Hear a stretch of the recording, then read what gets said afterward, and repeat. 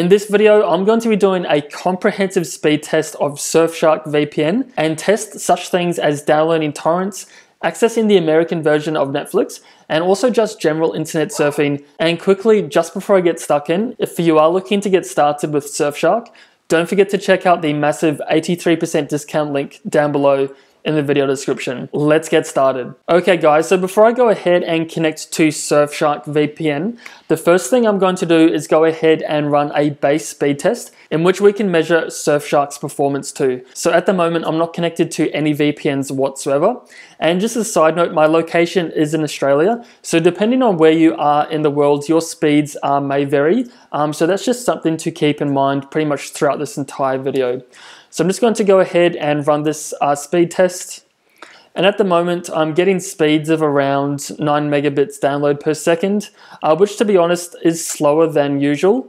But as you can see, it's kind of hovering around that area.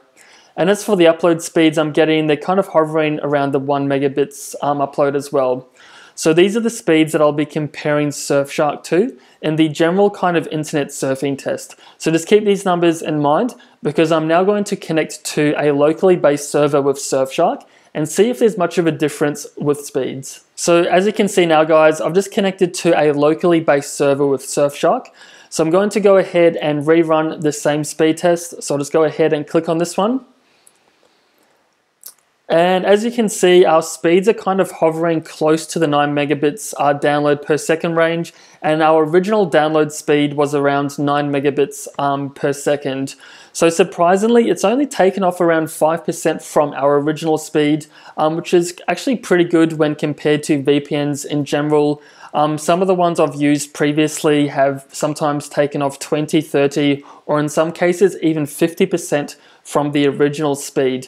However, one thing to note is that the upload speeds are around cut in half, so those have severely dropped, but our download speeds are around the same level, which is pretty good for a really inexpensive VPN like Surfshark. So I've gone ahead and opened up uTorrent, and at the moment I'm just downloading a free open source software with the platform. And as for the speeds I'm getting with no VPNs connected whatsoever, is around the half a megabyte download per second range, which again, depending on your location, may be extremely fast or extremely slow. So these are the speed tests that I'll be comparing Surfshark to once I go ahead and connect to them. Okay guys, so I've gone ahead and connected to Surfshark VPN, which I can show you guys right here. And as you can see, I'm just connected to a locally based server here in my country. And as for the speeds I'm getting, they're actually surprisingly faster than my original test. As you can see, they're kind of hovering around the 600 to 700 kilobits download per second range. And sometimes this is the case when using VPNs. If your ISP has connected you to a slow server or maybe an inefficient server, then connecting to a VPN can actually reroute your traffic to a server that maybe has less people on it. And this can result in actually faster speeds. So in this particular test of downloading torrents, Surfshark actually does extremely well. Okay guys, so as you can see, I'm over here on my Netflix account, and at the moment I'm not connected to any VPNs whatsoever. So this means I'm missing out on thousands of TV shows and movies that can only be found on the different versions of Netflix around the world. So I'll just go ahead and open up my Surfshark VPN app. I'll go ahead and click on the United States, and this will connect me to the fastest server in that particular region.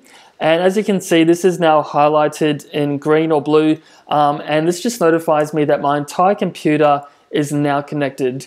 So now that we've done that, I can go back to my Netflix homepage. I'll refresh the browser, and this will then load me onto the American-based version of Netflix. And also, if you're looking to connect to the Canadian version, the UK version, then you can also follow the same methods as well. So now that we've gone ahead and done that, I can go ahead and search for a TV show called The Office. So as you can see guys, we now have The Office TV show available, plus some additional ones as well. So what I'm going to do now is just go ahead and play a really small snippet of this TV show in real time with no edits whatsoever, just so you guys can get a real-world indication of what it's like to use Surfshark for accessing geo-blocked content. So I'll just go ahead and play this one. And as you can see guys, that pretty much loaded instantly, and this is also streaming in high definition as well. So there you have it, guys. That's my comprehensive speed test of Surfshark VPN for various day-to-day tasks that you may be using the platform for.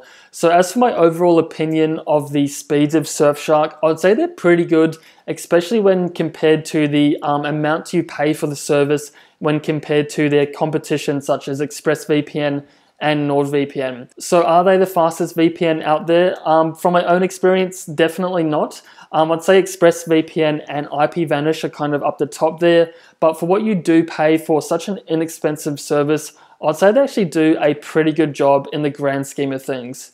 So again, if you are looking to get started with Surfshark, don't forget to check out the massive discount link down below in the video description. And also, if you have any questions, feel free to comment down below as I'll be more than happy to help you out. So as always, thanks for watching. I'll see you all in the next one.